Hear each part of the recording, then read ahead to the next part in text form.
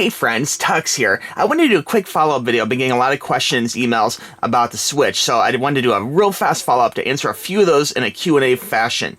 Now, the Switch itself is, of course, this unit right here. If you haven't seen my video, I did put out a video unboxing about 24 hours ago, and you can actually see that. That's this box right here. I also video unboxed the Zelda Collector's Edition, which is a huge box, and that video is also back like one in my queue. So if you need to see those videos, if you haven't seen them yet, they're right back there for you. Now, to answer some questions for you, people have been saying, hey Tuxx, have you heard about the rumors of scratch screens and the dock? Now, this has a dock right here, as you can see, that basically this slides down into, okay? And I do have my dock hardwired kind of in my entertainment system, so I'm not going to pull it out for this video, but so far I've had no problems myself with any kind of scratches or anything. I hope that doesn't happen. I can see how it would happen. I've actually been carrying this with me in the Zelda carrying case for all day long, essentially, and using it both at home in the dock and not at home. So I can say that all in all, I think it's a great experience. I haven't noticed scratching, but one thing you could do is in the dock itself, there's a little groove right here,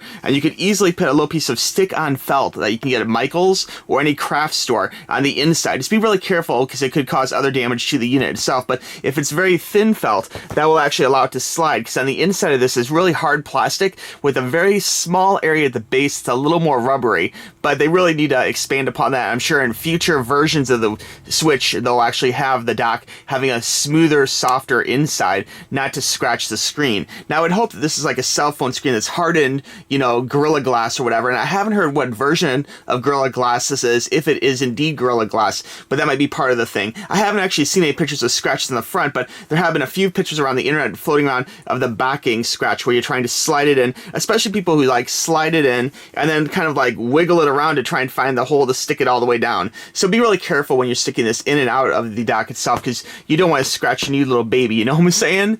And besides that though, the unit itself is great. I've had no problems. People have been saying, hey Tuxx, you have problems with like the left controller syncing? No, I personally have had no problems. When I first got it, I did one quick update.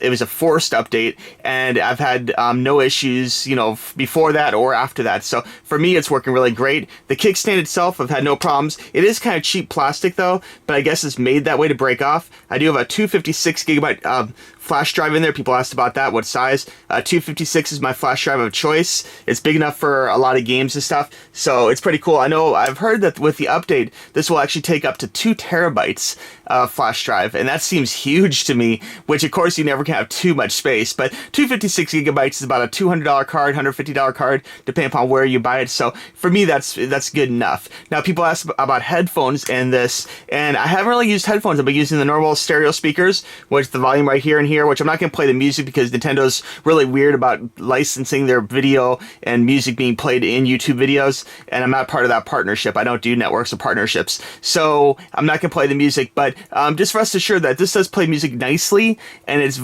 volume is good enough that I don't have the need to crank it up louder or whatever. You could use headphones for it, which wouldn't be a terrible idea. I'd recommend noise-canceling headphones, and actually I have a great recommendation. My friends at Red Dragon have recently sent me over a pair of 7.1 gaming headphones, which I'll be opening on Tuxx Reviews very shortly in the next day or two, so you can check out that review. I also have used ASUS headphones and other things on this, and it sounds great, so you can definitely get some headphones. I'm sure it would do just fine with a pair of like stock Samsung headphones or stock Apple headphones.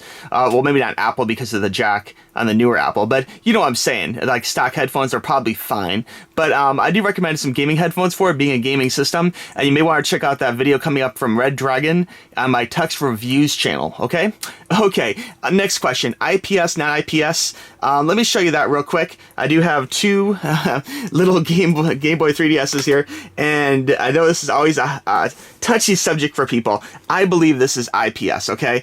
And I'm going to show you right now. Okay, I've dimmed the lights just a little bit so you can see this a little bit better without all the bright camera lighting going on. There's a little bit of lighting, but not tons. Now you can see here we have the Switch, okay, and this is actually in kind of like, not sleep mode, but I'm not actually actively playing a game on it. Still very bright. This is not cranked. This is just whatever the default brightness is. I've not changed any brightness on this. Okay, this one here is an IPS screen. Okay, you can see that's bright. And this one here is a TN screen, which is very good, but when you lay it perfectly flat, it doesn't show as good at this type of viewing angle. And that's really the difference between the IPS and the TN screen, is the fact that the TN screen, quicker response time just slightly, better battery life, but at angles it doesn't look quite as good. And you can see the Switch at an angle is very bright and beautiful, and it's super clear. So this is a great screen. I'd have to look further into the exact nature of the screen, but if you're trying to compare it in a sense of IPS versus TN, it's as beautiful as IPS, and it has no problems as far as looking at it being perfectly flat. So you're good to go, guys. Don't worry about it. Don't worry about trying to figure out if it's TN or IPS. It looks absolutely gorgeous.